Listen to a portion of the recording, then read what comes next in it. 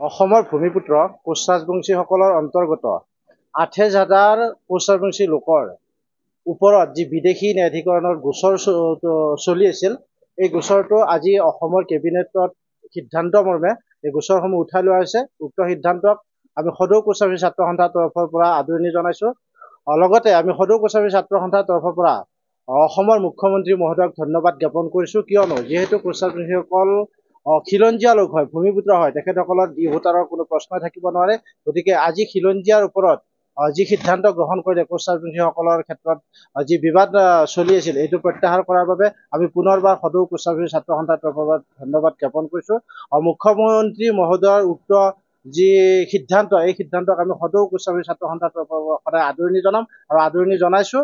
লগতে এটা নিৰ্দিষ্ট টিভি চেনেলত আজি কোৱা হৈছে যে কোচ ৰাজবংশীসকলক আজিৰে পৰা 100% খিলঞ্জীয়া বুলি গণ্য কৰা হ'ব। আচলতে এইটো এটা বিভ্ৰান্তিকৰ বা হাস্যকৰ মন্তব্য। গতিকে উক্ত চেনেলটোক মই আহ্বান জনাইছোঁ, তেখেতসকলে কোচ ৰাজবংশীসকলৰ ওপৰত অধ্যয়ন কৰক আৰু কোচ ৰাজবংশীসকল আচলতে আজিৰ পৰা যে খিলঞ্জীয়া হ'ব সেইটো নহয়। কোচ ৰাজবংশীসকল ভূমিপুত্ৰ হয়, কোচ ৰাজবংশীসকল খিলঞ্জীয়াই হয়। গতিকে আজিৰ পৰা 100% খিলঞ্জীয়া বুলি কোৱাৰ কোনো প্ৰশ্নই নুঠে। এইটো এটা হাস্যকৰ মন্তব্য।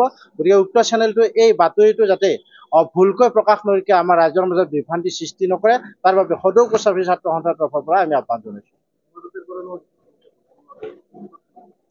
ইতিমধ্যে কোচ ৰাজবংশীসকলক জনজাতিকৰণৰ ক্ষেত্ৰত প্ৰতি বছৰে প্ৰত্যেকখন চৰকাৰে যি দলে নাহক কিয় বাৰে বাৰে আমাক ললিপপ দি আহিছে।